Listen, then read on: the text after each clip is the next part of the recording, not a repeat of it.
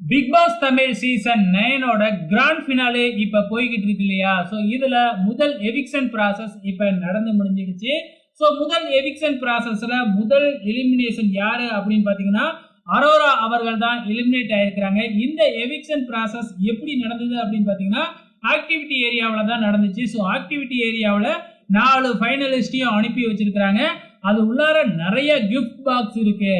So gift கொடுத்துருக்காங்களா இல்லை டாஸ்கா அப்படின்னு 4 பேரும் அப்படியே கலங்கி போய் நின்னாங்க. ஸோ கலங்கி போய் இல்லை, சர்ப்ரைஸில் நின்னாங்க. ஆனால் பிக் பாஸ் வந்து இந்த கிஃப்ட் பாக்ஸ்க்குள்ள முதல் எவிக்ஷன் நடக்க போகுது, அதில் அவங்களோட பேர் இருக்கு அப்படின்னு சொல்லிட்டாப்ல. உடனே எல்லாருமே கிஃப்ட் பாக்ஸை பிரிச்சுக்கிட்டு இருந்தாங்க. நிறைய இது எம்டியாக தான் இருந்துச்சு. ஒரு இதுல இருந்து ஒரு சில இதுல குச்சி மிட்டாய் வச்சிருந்தாங்க.